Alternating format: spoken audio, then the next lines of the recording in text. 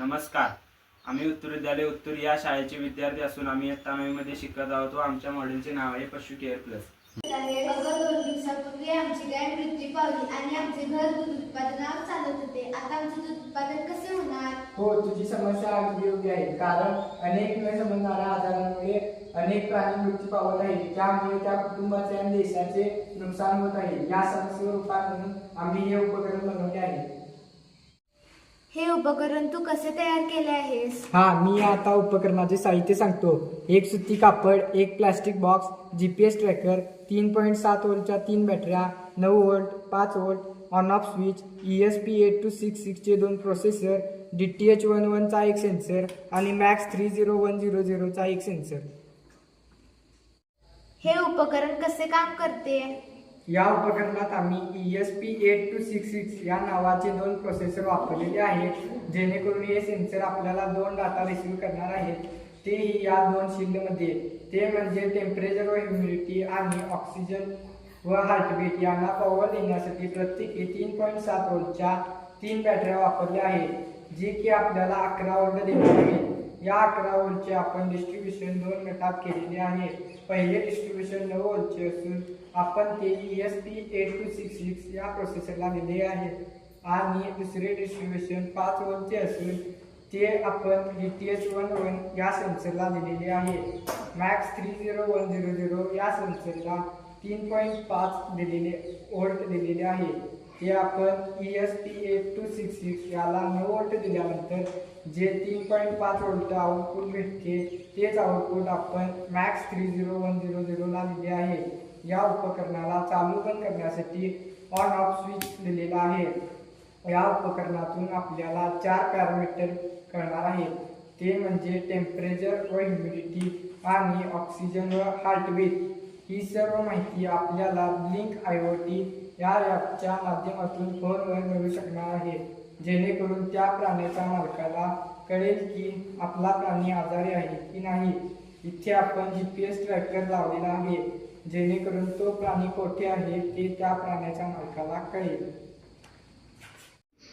हे उपकरण आपण प्राण्याच्या शरीरावर कसे वापरू शकतो? हे उपकरण आपण या सुती कपड्याच्या बेडमध्ये ठेवणार आहोत.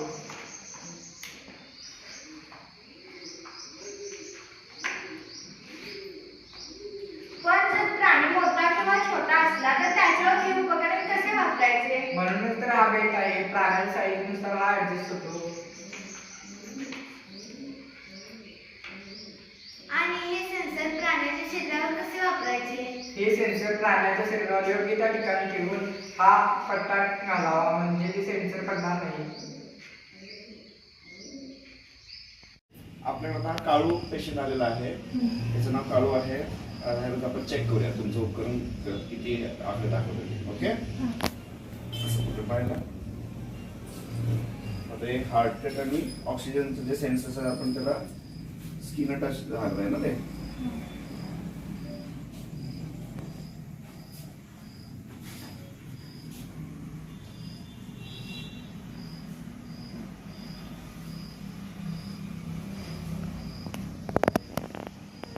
किती आकडे दाखवते बघा तिथे.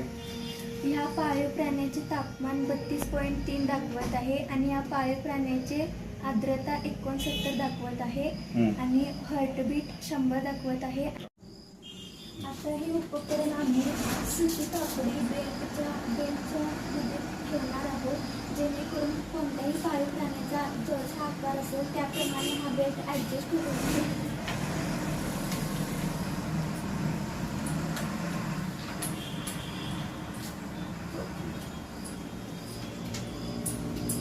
सेन्सर्स होते.